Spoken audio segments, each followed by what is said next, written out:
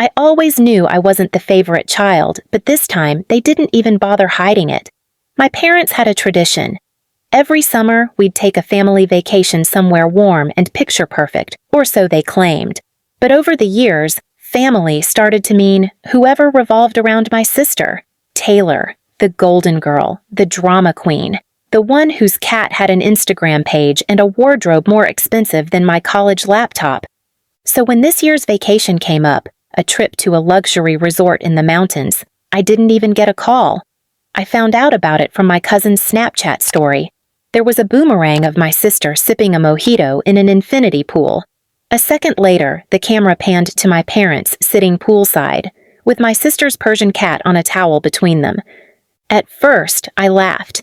Then I cried. Not just because I wasn't invited, but because they chose to bring her cat over me. I tried to justify it. Maybe there was a mistake. Maybe the invite got lost. Maybe they assumed I was busy. But the truth came in the form of a voice message from my mother. "Sweetheart, I hope you're not upset. It's just, Taylor really needed this trip. And we didn't want to deal with the stress of finding a sitter for Luna. Besides, the room only had 4 spots. You understand, right? 4 spots. Mom, Dad, Taylor, and Luna. I wasn't even considered more important than a cat. I sat on the floor of my studio apartment surrounded by unpaid bills and cold noodles, listening to that message on loop. I wasn't upset they took a trip. I was shattered they didn't even try to include me. I was disposable. Background noise. Less than a pet. And then something in me broke. Or maybe it clicked. Because while they were out there living like I didn't exist, I had been quietly building something they never thought I was capable of. I'd been working late nights, saving every spare dollar, freelancing like a machine. I didn't show off like Taylor. I didn't whine for attention. I just built. And 3 weeks before their trip, I booked myself a room at that exact same resort. Only I didn't book a standard suite like them. I booked the penthouse. They were so used to looking through me, they never imagined I'd be looking down at them. Literally. And as I checked in, sipping complimentary champagne, watching their poolside Instagram stories in real time, I knew something they didn't. The real surprise hadn't even started yet. I spent the first day at the resort simply watching. From my balcony high above the pool deck, I saw my parents lounging with drinks in hand, wearing their cheap Resort Squad t-shirts like they were royalty. My sister wore a matching robe, and even Luna the cat had a tiny bow tie. They looked so content, so proud of themselves. I didn't wave. I didn't walk by. I watched. They never looked up. They never thought I could be here. And that was my advantage. I had booked the penthouse using a private name, my business alias, the one they never bothered to ask about when I started my own event branding company 2 years ago. They'd laughed when I told them I was starting something of my own. Said it was cute. Said I should focus on getting a real job like Taylor's social media manager gig. I said nothing. Just worked harder.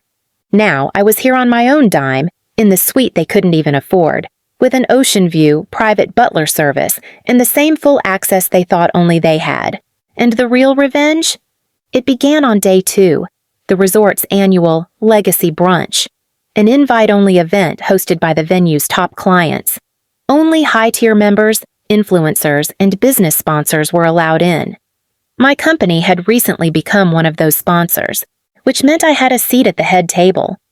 Imagine the look on Taylor's face when she saw me walk in, not as a guest, but as a name on the banner beside the event sponsors. She blinked twice, like I'd appeared out of thin air. My parents turned slowly, mouths half open. My dad stood halfway, like he was seeing a ghost.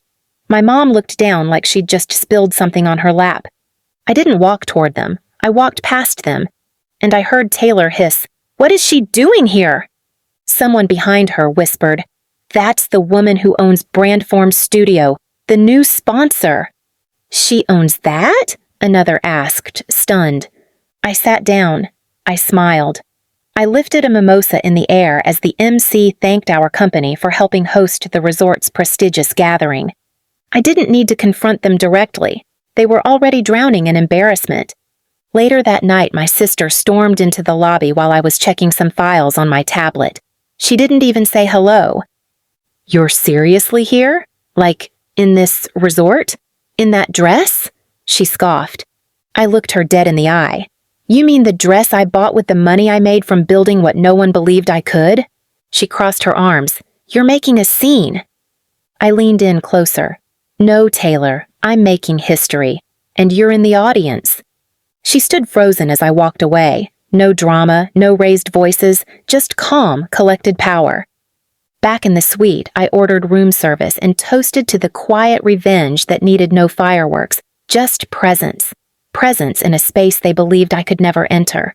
And while they tried to enjoy their trip, the whispers followed them. That's the daughter they left home for a cat? Isn't she the one paying for this event? They couldn't escape it.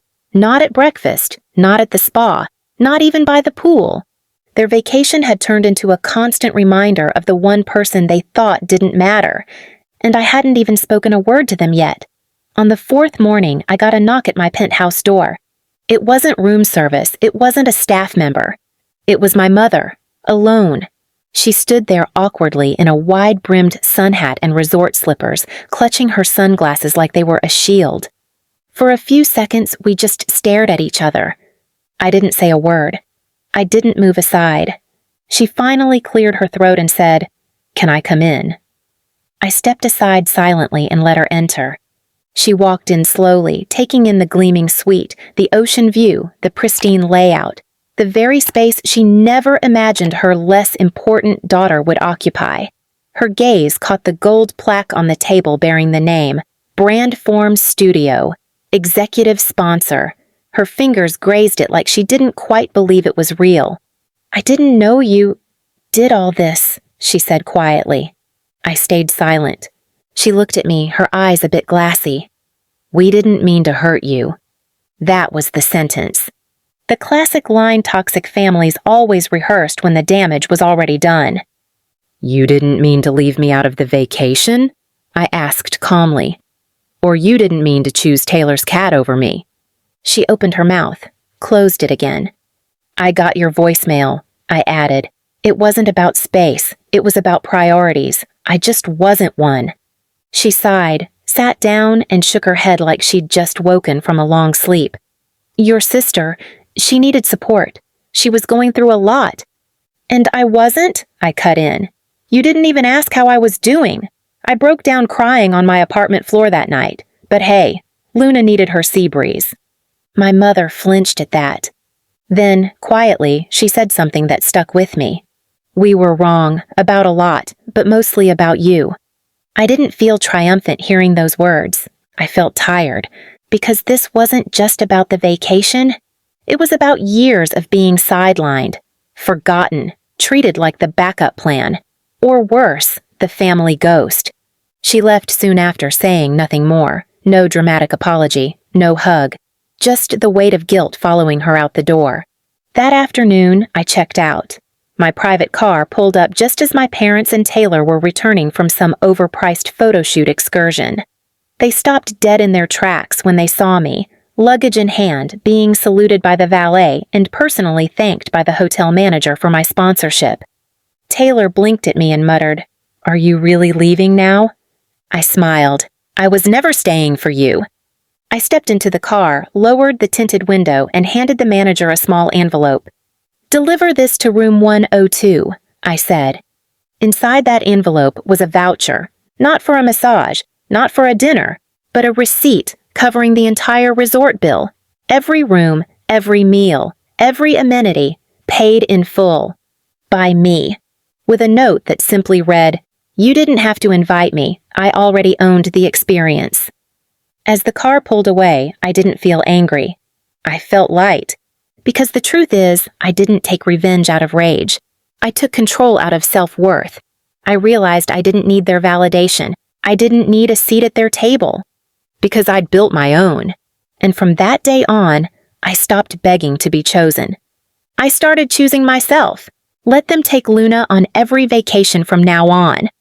Let them pamper the cat, the sister, the fantasy family they curated for appearances. I'd already left their world behind. And they'll always remember the moment they looked up, just to realize I had already moved far, far ahead. Please subscribe to our channel and tell us in comments from where are you watching this video.